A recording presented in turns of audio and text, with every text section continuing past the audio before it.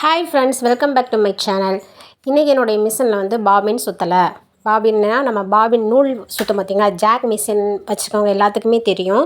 நம்ம normal மிஷின்னா வீலில் சுற்றிடுவோம். Jack மிஷினில் இந்த மேலே தான் வந்து நம்ம நூல் சுற்றுவோம். இந்த இடம் வந்து எனக்கு ஒர்க் ஆகலை. இதை டைட் பண்ணி விட்டோம்னா இந்த வீல் வந்து சுற்றும். நம்ம கீழே ப்ரெஸ் பண்ணும்போது அந்த வீல் சுற்றி நம்மளுக்கு நூல் வந்து அதில் சுற்றி எடுக்கும்.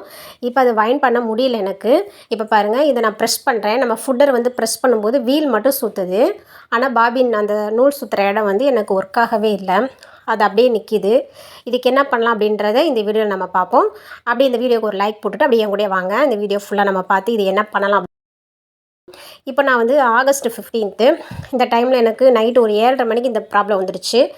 இப்போ எப்படி சரி பண்ண போகிறேன் அப்படின்னு சொல்லி பாருங்கள். ஃபஸ்ட்டு இந்த 3 ஸ்க்ரூ இருக்குது பாருங்கள். இதை சுற்றி வந்து 3 ஸ்க்ரூ இருக்கும். அந்த 3 ஸ்க்ரூவையும் வந்து நான் கழட்டி எடுத்துக்க போகிறேன்.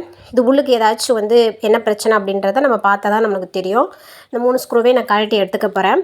இப்போ மற்ற நாள்னால் கூட நம்ம வெளியே போய் ஏதாச்சும் வாங்கலாம். இந்த டைம் வந்து எல்லா பக்கமும் லீவாக இருக்கும். அதுவும் இல்லாமல் இப்போ நைட் டைம் வேறு, கடையில் இருக்குமா என்னென்னு எனக்கு தெரியல. அதனால் ரிஸ்க் எடுத்து வெளியே போக விரும்பலை. வெளியே மழை பெஞ்சிக்கிட்டு இருக்குது. அதனால் நான் சரி நம்ம முடிஞ்ச அளவுக்கு பண்ணுவோம் அப்படின்னு சொல்லிட்டு தான் இந்த வேலையை பார்க்க போகிறேன். இப்போ 3 ஸ்க்ரூவே நான் கழட்டி எடுத்துகிட்டு இப்போ அதை உள்ளுக்கு இருக்கிறத ஓப்பன் பண்ணிட்டேன். இப்போ பார்த்தோம்னா இந்த அதில் வந்து ஒரு வாசர் இருக்கும் பாருங்கள். அந்த வாசர் வந்து காணாமல் போச்சு. அந்த வாசர் எங்கே இருக்குன்னா உள்ளுக்கு கிடக்குது.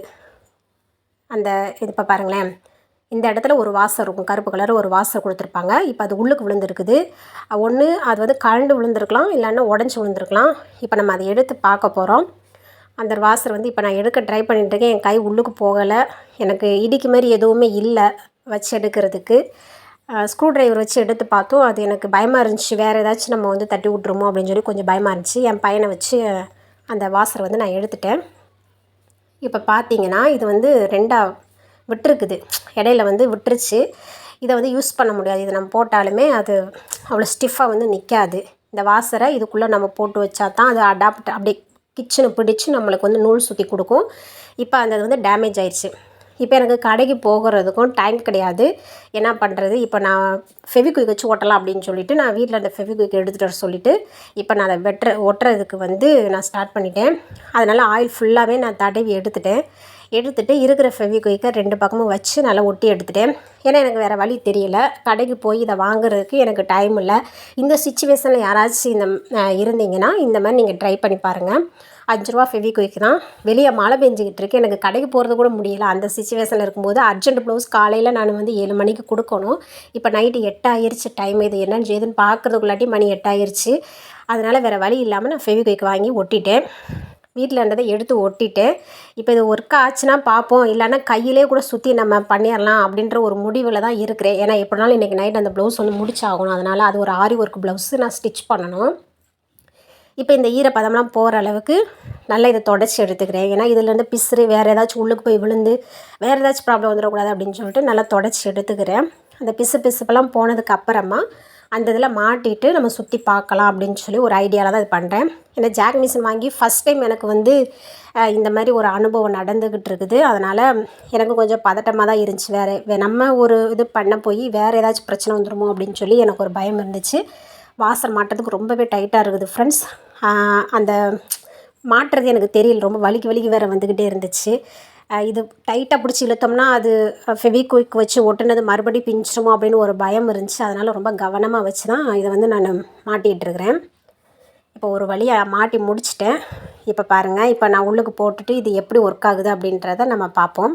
இப்போது அந்த வாசர் போட்ட உடனே அந்த டைட்டு கொடுத்துருச்சு ஃப்ரெண்ட்ஸ். இப்போ நான் சுற்றி பார்க்கும்போது அது ரொம்ப டைட்டாக மேலே வந்து லாக் பண்ணிட்டோம்னா டைட்டாக இருக்குது, எடுத்து விட்டோன்னே லூஸ் ஆயிடுச்சு. அப்போ இது ஒர்க் ஆகுதுன்னு தான் அர்த்தம். இதை நான் வந்து உள்ளுக்கு ஃபிட் பண்ண போகிறேன். ஃபிட் பண்ணும்போது அந்த மேலே இருக்கிற அடாப்டரை எடுத்து விட்டுட்டு நான் ஃபிட் பண்ணிக்கிறேன். இப்போ ஏற்கனவே 3 ஸ்க்ரூ வந்து நம்ம கழட்டி வச்சுருக்கோம் பார்த்திங்களா. அந்த 3 ஸ்க்ரூவையும் நம்ம அந்த பொசிஷனை கரெக்டாக வச்சுட்டு நம்மளுக்கு அந்த கர்வெல்லாம் கரெக்டாக கொடுத்துருப்பாங்க. வேறு பொசிஷன் நம்ம மாற்றி வச்சுருவோம் அப்படின்றதுக்காண்டி அந்த கர்வெல்லாம் கரெக்டாக கொடுத்துருப்பாங்க. அதே இடத்துல இப்போ வந்து நான் ஸ்க்ரூ போட போகிறேன். இப்போ வந்து நான் ஒரு ஸ்க்ரூ போடங்காட்டி என் பையன் வந்து 2 ஸ்க்ரூ போட்டுட்டான் ஃப்ரெண்ட்ஸ்.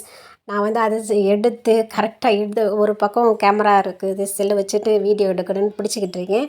எனக்கு அதை வச்சு முடிக்கங்காட்டி அவன் 2 ஸ்க்ரூ போட்டு முடிச்சிட்டான். இதை ஃபுல்லாக நம்ம டைட் பண்ணிக்கிறேன் இப்போ நான்.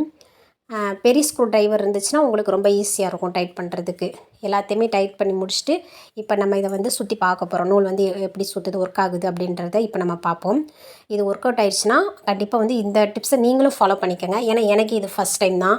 அந்த வாசர் போயிடுச்சு, அந்த ஃபெவிக்விக் வச்சு யூஸ் பண்ணலாமா அப்படின்னு ஒரு டவுட் இருந்துக்கிட்டே இருந்துச்சு. வேறு வழி இல்லை. அதனால் இதை நான் பண்ணுறேன். ஒர்க் ஆச்சுன்னா கண்டிப்பாக நீங்களும் இதை ட்ரை பண்ணி பார்த்துக்கோங்க. இப்போ பாபின் போட்டு லாக் பண்ணியாச்சு ஃப்ரெண்ட்ஸ். இப்போ நம்ம வந்து வைண்ட் பண்ண போகிறோம்.